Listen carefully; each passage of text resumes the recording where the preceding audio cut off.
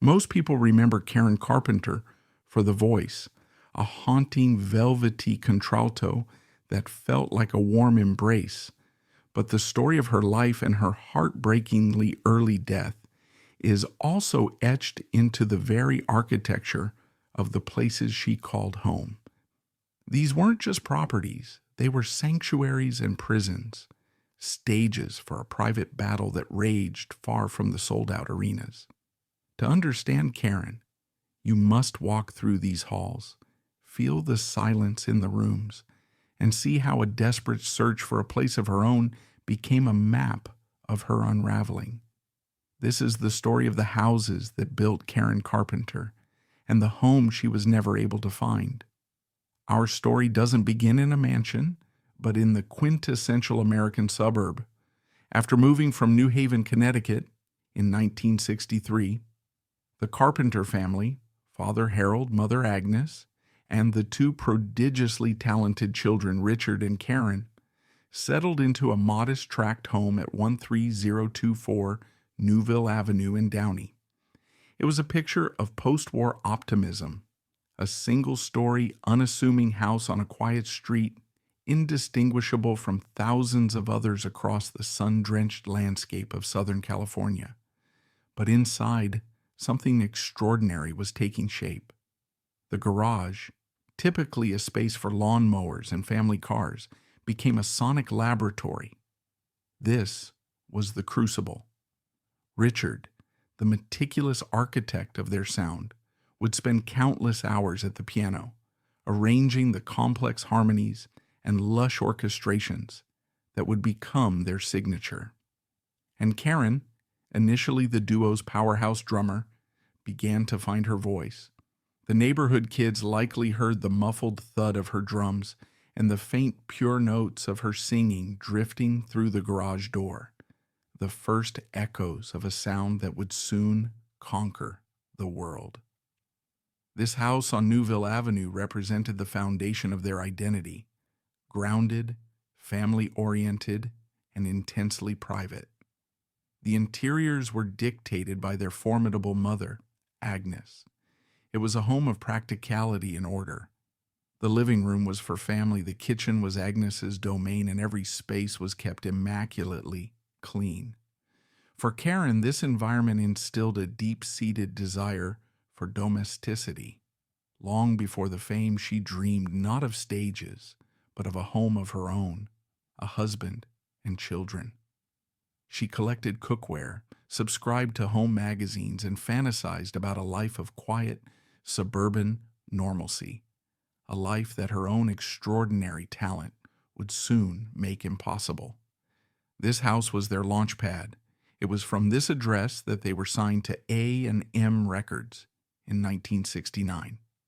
It was in this house they celebrated their first hits, Close to You and We've Only Just Begun. But as their fame exploded, the modest home on Newville Avenue started to feel less like a sanctuary and more like a fishbowl. Fans began to make pilgrimages, peering over the fence, hoping for a glimpse of the wholesome superstars next door. The house that had nurtured their dream could no longer contain it. By 1971, the Carpenters were a global phenomenon. Their earnings were astronomical, and the need for privacy was paramount. So they did something rather unusual. Instead of fleeing to the celebrity enclaves of Beverly Hills or Bel Air, they decided to stay in Downey. They bought 2 plots of land side by side on Downey Avenue, just a few miles from their childhood home. And here, they built 2 nearly identical houses. The project became known to fans as Carpenter Close. From the outside, the 2 homes were striking examples of Tudor Revival architecture, a style that evokes a sense of history, stability, and old-world charm. With their dark timber beams, stucco walls, leaded glass windows, and steeply pitched roofs, they looked like something lifted from the English countryside and placed under the California sun. It was a deliberate choice. In an era of flamboyant rock and roll excess, these houses projected an image of timelessness and respectability, perfectly in sync with the Carpenter's public persona. Richard took one house and Karen took the other, a central shared structure containing a large garage and office space connected them. On the surface, it was the perfect solution. 2 independent homes for 2 adult siblings, with the security of family just a few steps away. But in reality, it was a gilded tether. Karen had her own front door, her own address, but she had not truly left home. Her mother, Agnes, was a constant presence, often letting herself in to check on things, rearrange furniture, and offer unsolicited advice. The physical proximity ensured that the family unit, with all its loving support and suffocating control, remained firmly intact. Let's step inside Karen's house. It was her masterpiece, the first space she could truly curate herself, and it revealed everything about her psychology. The overriding theme was comfort, but a highly controlled, almost theatrical version of it. The living room was cavernous, with a vaulted, beamed ceiling and a massive brick fireplace that served as the room's anchor. The furniture was heavy, traditional, and plush.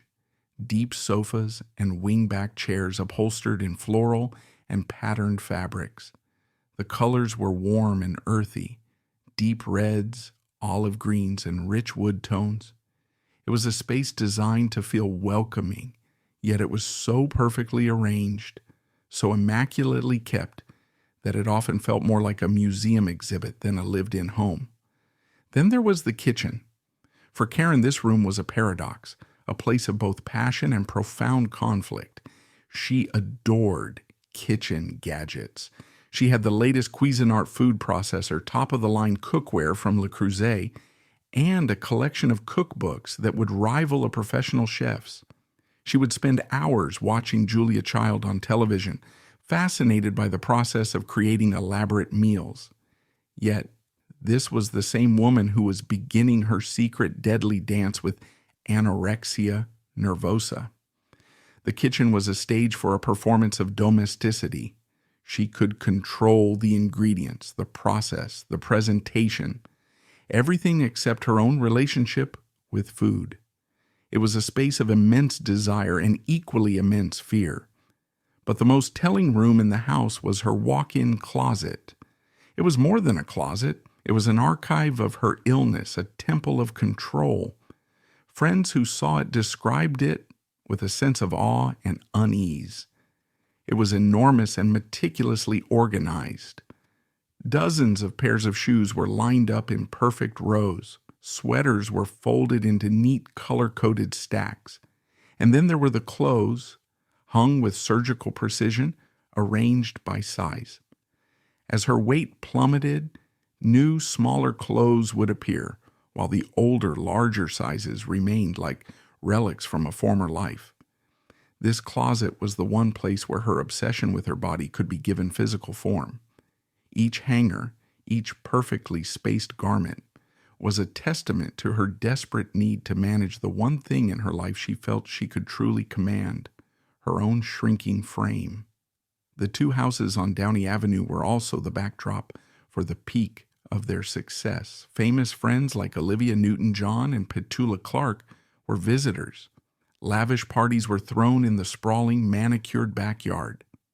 Yet, even amidst the celebration, a deep loneliness pervaded Karen's home.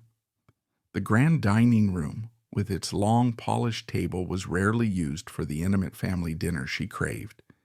The cozy den, designed for quiet evenings, often echoed with silence.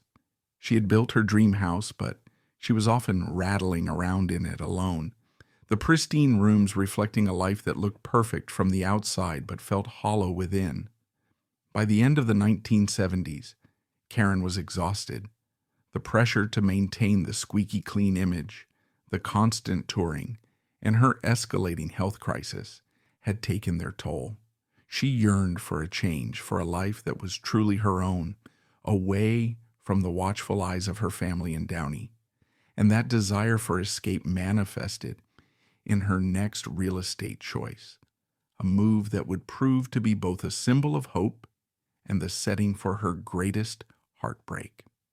In 1980, she met and quickly became engaged to a real estate developer named Thomas Burris. He was older, seemingly successful, and represented a world far removed from the music industry. He was her ticket out. In a dramatic break from her past, Karen purchased a luxurious condominium, not in a quiet suburb, but high in the sky in Century City. She took 2 units on the 20th floor of the prestigious Century Plaza Towers and combined them into one sprawling apartment. The contrast with her Downey home could not have been more stark. The Tudor-style warmth was replaced with the sleek, cool modernism of the early 1980s. Designed by the famed architect I.M. Pei, the building itself was a monument to corporate power and urban sophistication. Gone were the brick fireplaces and cozy nooks. Her new home was a world of floor-to-ceiling glass, chrome finishes, and minimalist design. The color palette shifted from earthy tones to shades of beige, cream, and gray. The furniture was low-slung, modular, and impeccably modern. The defining feature of the apartment was the view. From every room, she had a panoramic vista of Los Angeles, stretching from the Hollywood Hills to the Pacific Ocean. At night, the city became a glittering carpet of lights. It was breathtaking, a symbol of having reached the pinnacle of success. But for Karen, the view also became a metaphor for her profound isolation. She was literally above it all, disconnected from the world below, living in a glass box where her every move felt exposed. This apartment was the stage for her brief, disastrous marriage. Burris, the real estate developer, seemed more interested in her fortune than her heart. He was reportedly pressuring her for money to fund his struggling business ventures almost immediately. And it was in this sleek, impersonal apartment that Karen made a devastating discovery. Burris had undergone a vasectomy years earlier and had hidden it from her. For Karen, who longed for children more than anything, this was the ultimate betrayal. The dream of a family, the very reason she had sought this new life, was a lie. The marriage crumbled in just over a year.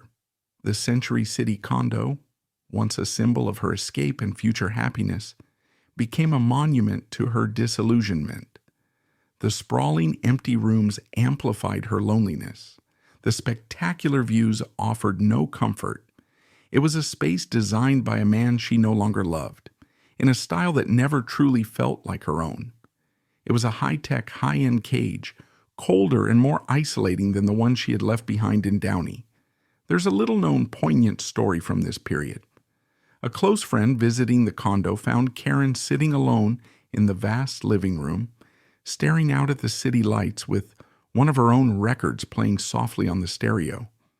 It was as if she was trying to connect with the one part of herself that still felt real. The voice on the record, the girl who sang of love and belonging, a stark contrast to the heartbroken woman sitting in the silent, expensive room. Her net worth at this point was considerable, estimated to be around $6 million in the early 1980s, which would be over $20 million in today's money. This fortune was a source of both independence and immense stress, particularly as it became a point of contention in her marriage. The houses, the cars, the lavish lifestyle, they were the spoils of her success, but they were also anchors weighing her down, complicating her search for simple, genuine happiness. In late 1982, after a period of intense therapy in New York for her anorexia, a fragile and hopeful Karen Carpenter came home, but she didn't return to the cold, modernist condo in Century City. She didn't even return to her own Tudor-style house on Downey Avenue. She went back to the beginning. She moved back into her parents' home, the humble house on Newville Avenue, into her old childhood bedroom. The journey through real estate had come full circle. She had built a fortress of tradition and a tower of modernism, both of which had failed to provide the sanctuary she so desperately needed. In the end, she retreated to the one place that represented a time before fame, before illness, before heartbreak. She sought the comfort of the familiar, the scent of her mother's cooking, the sound of her father's television, the security of the room where her dreams had first taken flight. It was here, in this unassuming suburban house surrounded by the ghosts of her childhood, that her body finally gave out. On the morning of February 4th, 1983, Karen Carpenter collapsed in her bedroom closet. Her heart, fatally weakened by years of battling anorexia, stopped beating. She was just 32 years old. The shock of her death sent ripples across the world. The girl with the angelic voice who sang of love and beginnings had met a tragic, untimely end, and the houses she left behind became silent witnesses to her story. The Century City condo was eventually sold, its contents auctioned off. It reverted to being just another high-end property, its brief, painful history absorbed by the anonymity of the sprawling metropolis. But the two houses on Downey Avenue took on a different life. For years, they became a shrine. Fans from all over the world would make the pilgrimage to Downey, leaving flowers, notes, and teddy bears at the gates. They would stand outside, gazing at the leaded glass windows, trying to imagine the life that had been lived within. The houses were a physical connection to their idol, a place where her memory felt most alive. They were featured in documentaries and became a landmark on the map of music history. But time and real estate development are relentless. In the late 1990s, the owners decided to sell the properties. Fans mounted a passionate campaign to have the houses preserved as a museum, a permanent tribute to the Carpenters. But their efforts failed. The city of Downey had no ordinance to protect historic homes, and the land was too valuable. In 1998, the demolition crews moved in. The two Tudor houses, the symbols of Karen's success and her confinement, were methodically torn down. The vaulted ceilings, the brick fireplaces, the kitchen filled with unused gadgets, and the closet that held so many secrets. It all came crashing down into a pile of rubble and splintered wood.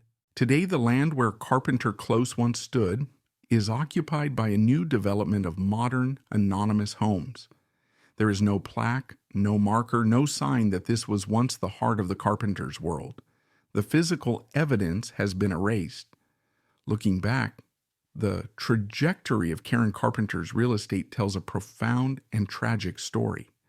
Perhaps the only true home Karen Carpenter ever built was not made of wood and stone. It was built from notes and melodies, from harmonies and rhythms. It exists on the vinyl grooves of a record, on the radio waves, in the collective memory of generations. Her houses may be gone, demolished, and replaced, but the home she created in her music remains, a timeless sanctuary where her voice lives on, forever close to you. That's a wrap for today's video. If you enjoyed it, smash that like button, drop us a comment below, and don't forget to subscribe so you'll never miss our new content. Thanks for watching.